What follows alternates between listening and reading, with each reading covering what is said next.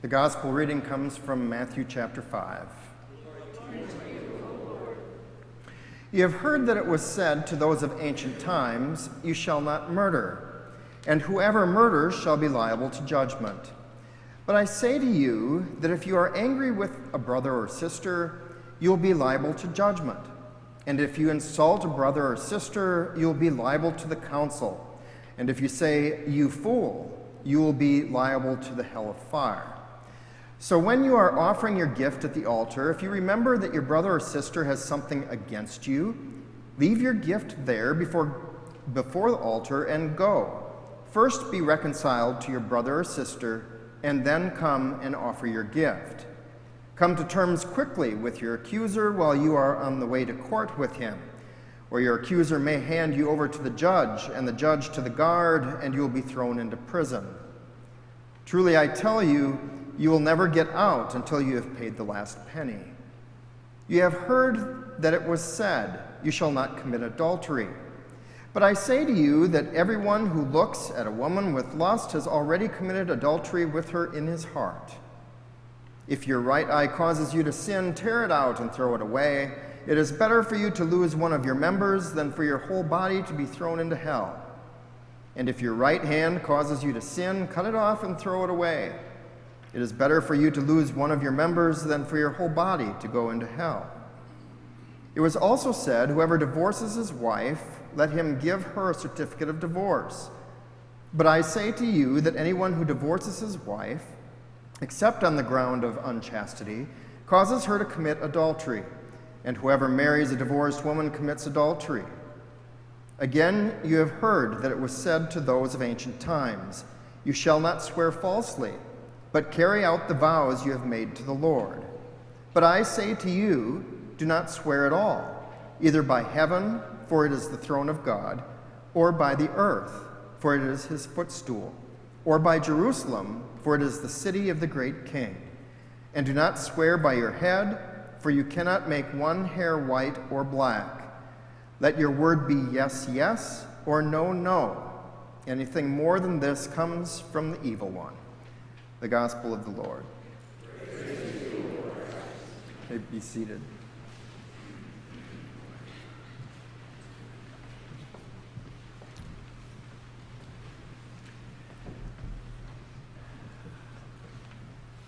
I remember when I signed the papers to enlist in the Air Force back in 1989, that I was nervous about whether or not I was going to be able to physically handle basic training.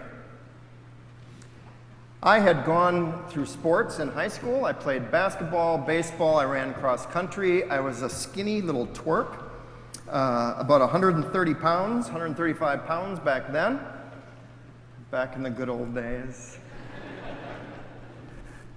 But I was certainly no model of strength. And that made me a bit unsure of myself as I went on to basic training. Would I be strong enough? Would I have the perseverance, the courage to be able to continue through that process? Well, when I got there, I was a bit surprised that Air Force basic training is not so bad when it comes to the physical side.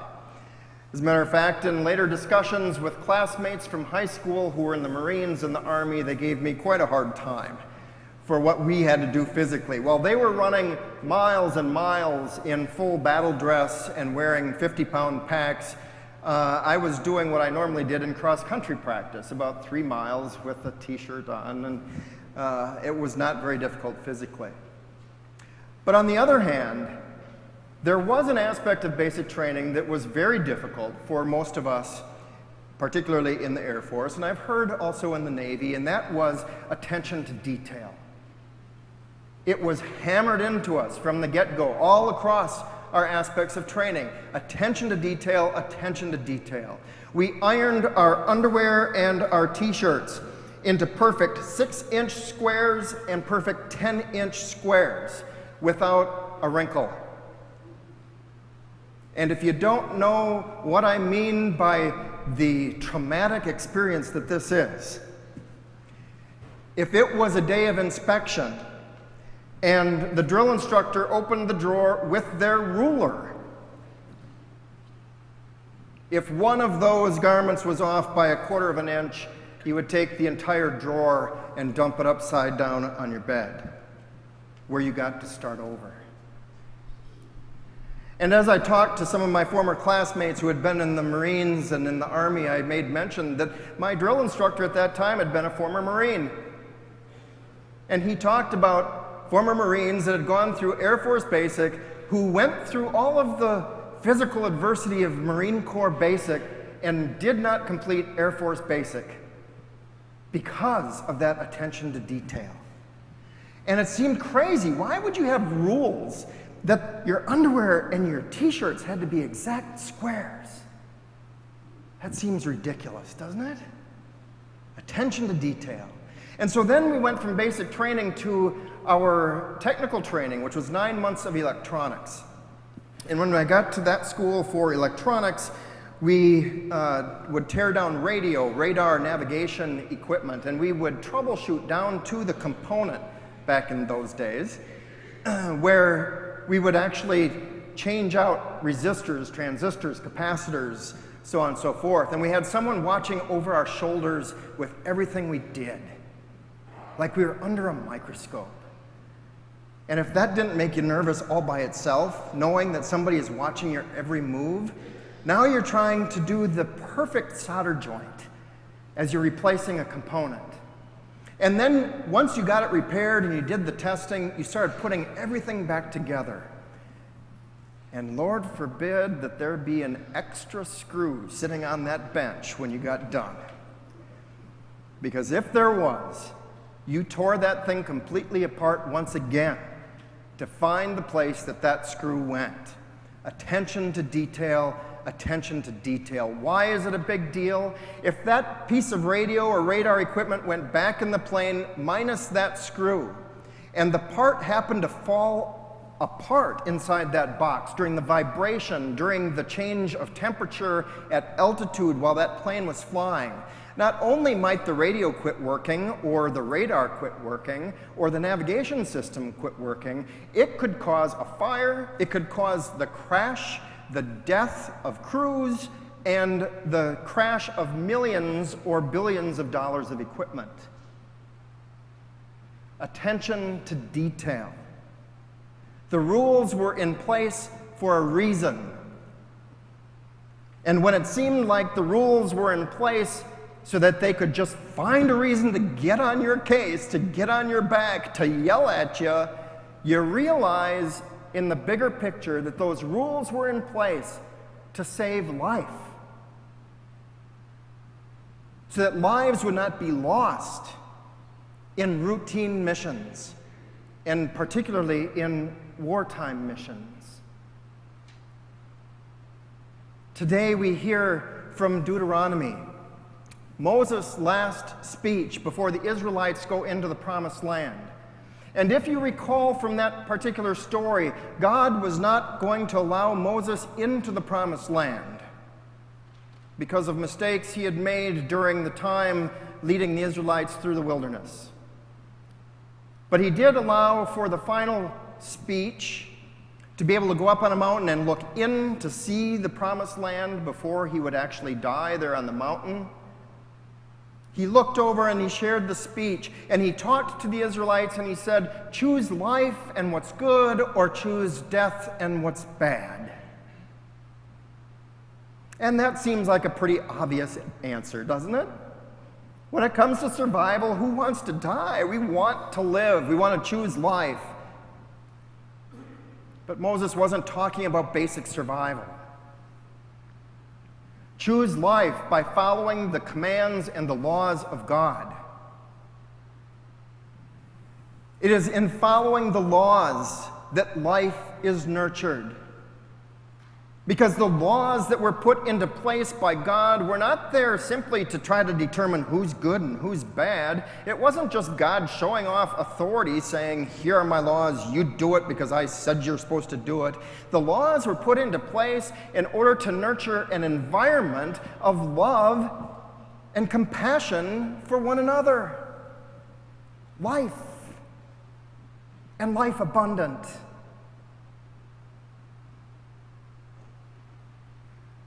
And Jesus then, in today's gospel, which doesn't necessarily sound so much like good news,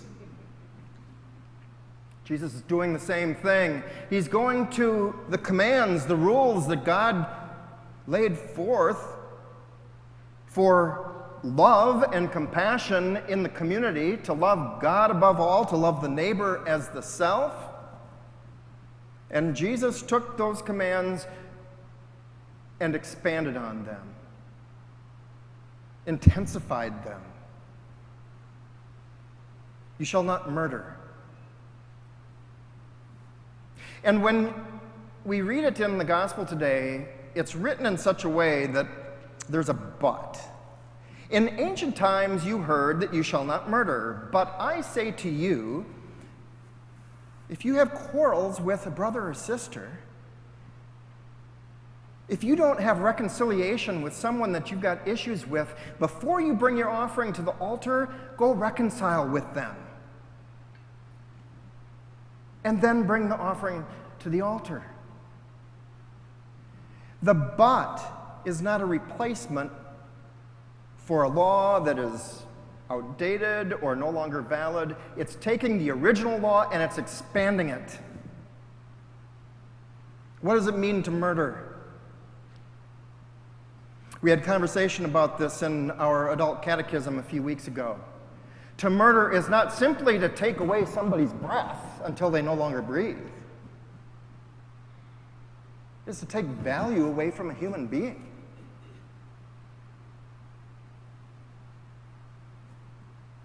Are you not murdering somebody when you're taking away somebody's sense of self? Are you not making them feel worthless as a human being if they are being bullied? So if you are not reconciled to someone, go reconcile yourself before you take the offering to the altar. And I'm not going to go these examples from the gospel lesson, but one of the other ones was to, I lost my spot here. Thou shalt not commit adultery. Well, if you've already looked at someone and lusted in your mind without doing anything else, you're already guilty of adultery.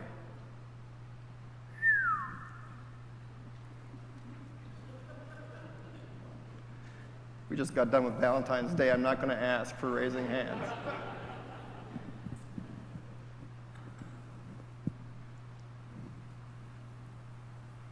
How many times in life, and maybe it's not necessarily adultery, how many times in life have you heard, well, at least I didn't do it, and therefore it's excused?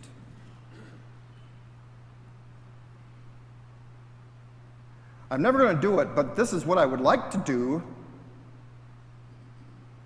Guilty.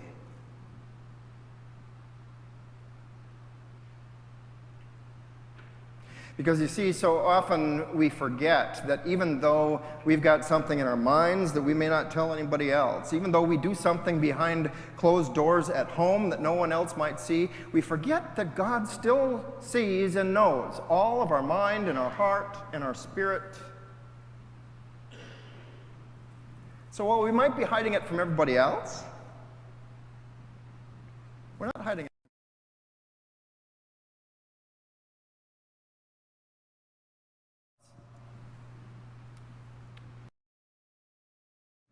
What's occurring? The idea of the law in the first place is meant to nurture life, to nurture justice for all people created across the globe, all made in the image of God. And we as sinful human beings so often want to use the law as a tool, a way to keep some people out, a way to allow other people in. And that is not what the law was meant for. And in the Lutheran tradition, we put so much emphasis on the grace. And we want to remember the grace. We're not saved by the law. We're saved by grace. But that doesn't mean that we are to be complacent or complicit in the law.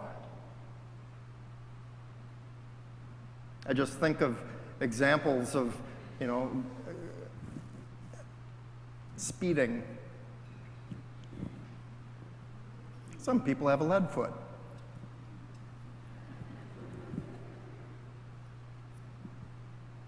And if somebody with a lead foot were to get pulled over, how many excuses are used to try to get out of that ticket?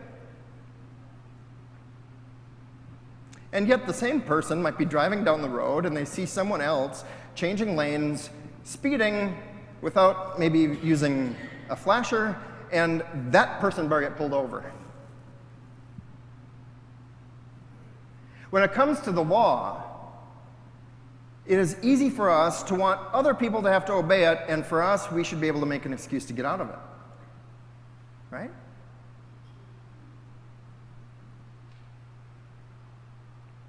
So the whole idea of law being under this microscope of God is to basically say, you are saved through the love and grace of Jesus Christ.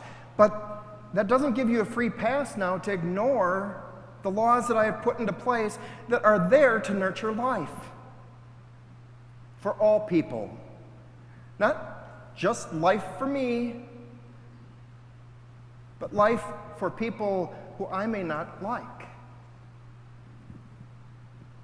or who I may not necessarily even agree with. Jesus takes the law, he goes deeper, he goes bigger. And it's not meant to be a tool, it's not a checklist. Oh, I guess I was good enough today. I kept 9 out of the 10 commandments. That's a pretty good day, 90%. Those commandments, to love God, to love the neighbor, that's what the commandments are for.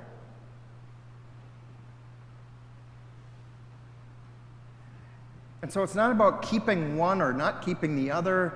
It's about knowing that in perfect love, all the commandments automatically are kept.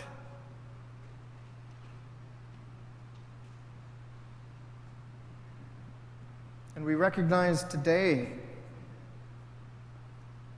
that in our Christian faith, we believe that this God has love beyond what we can understand. And when we are unable to love another person, this God doesn't turn God's back on us, but continues to pour out love upon us. And these laws that help nurture life, they are to help expose to us where we're falling short. Not so much a judgment, how bad you are for not doing this one. It's for us to recognize, oh my gosh, I fell short on this one. I need to pay more attention to this.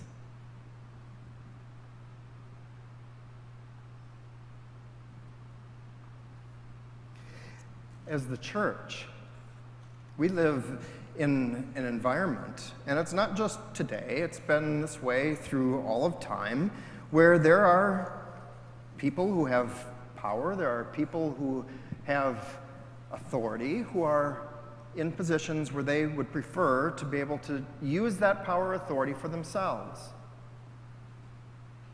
You may find this in your local community. We find it across our world. And it is for the church, in following the message of Christ, we are called to work for justice for others, to help others recognize that they too are loved, that no matter what their current situation is, that the church reaches out to them to let them know this message that they probably are not getting from anywhere else in this world.